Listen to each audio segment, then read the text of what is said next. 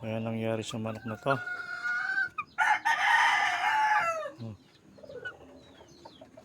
Ganyan na lang, parang nalulumpo na siya, hindi na siya makatayo. Hindi natin gamutin guys, kawawa naman. Ayaw na niya.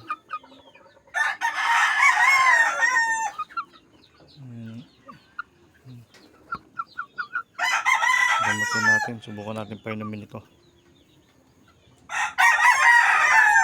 Painumin natin. Date na lang guys.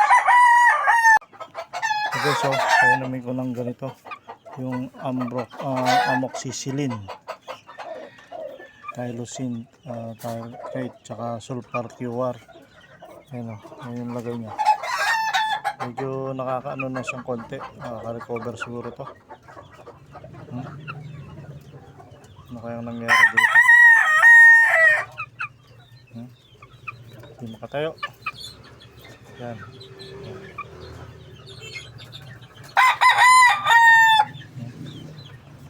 Bawa naman.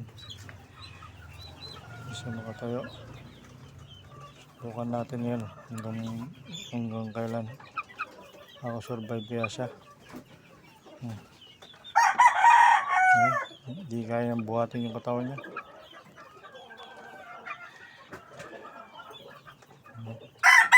Bukas ulit. Dito na. Nakakatayo na siya oh. Oh, nakakatayo na siya oh. Nakakalakad na. Nakakalakad na siya.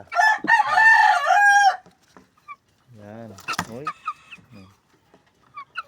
Nakakalakad na. Nakatayo-tayo na siya. Oh.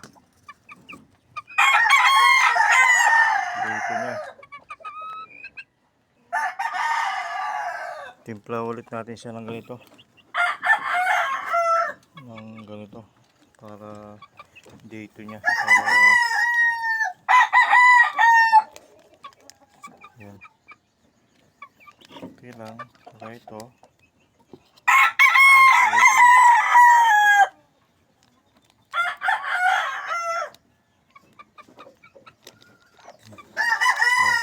Yung dalawa lang na to guys. Naghahalo ko guys.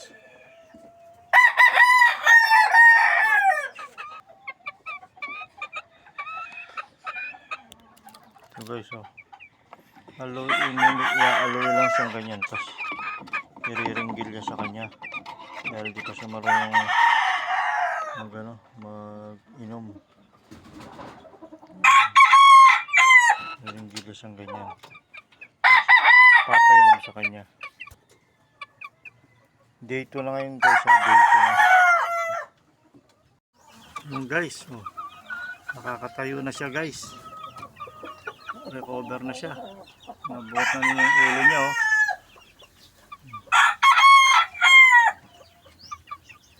Day 2 at 12 o'clock. Oh, tayo na siya. Recover na to. Painumin na natin ng painumin natin ng vitamins para tawin niya yung tanggal yung stress niya. Painumin natin ng Vitamin Pro. Painumin natin ng Vitamin Pro.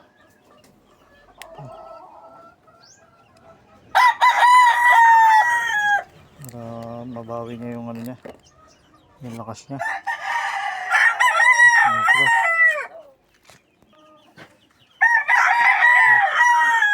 Painumin natin siya ng Vitamin Pro para tanggal yung niya, stress. Lumakas. Vitamin Pro. Yun. Vitamin Pro.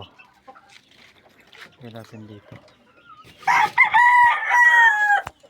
Pwede natin siya. Yun. Natin oh. Maliksi na siya oh.